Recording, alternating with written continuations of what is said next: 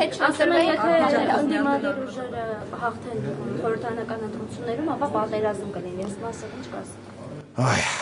Նախ ցավում եմ, շատ եմ ցավում, որ Նիկոլ Փաշինյանը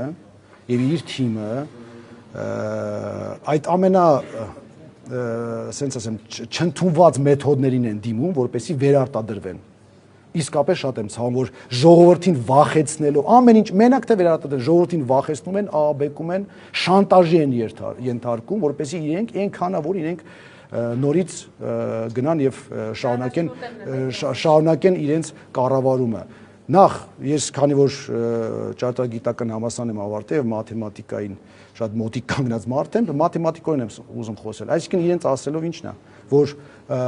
եթե իրենք չեն ընտրվում, չէ, ապա լինելու է պատերազմ, խաղաղություն չի լինելու։ Լավ,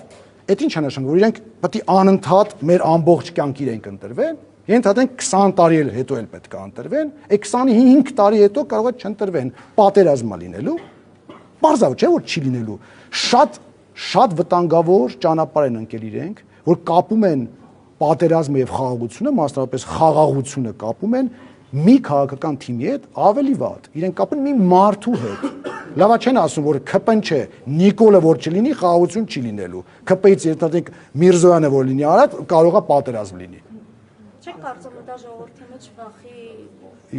անբարոյական եմ համարում, ցեղասպանություն տեսած պատերազմներ տեսած ժողովրդին վախեցնել պատերազմով։ Դա անթույլատրելի եմ համարում, այդպիսի բան չկա։ Չկան քաղաքական թմեր, որոնք գալիս են ու ուզում են պատերազմ անեն, չկան, որովհետև դա խելամիտ չի։ Պատերազմ անելու համար կամ մտքի համար առնվազն, հա, մարդիկ պետք է գնահատեն իրավիճակը։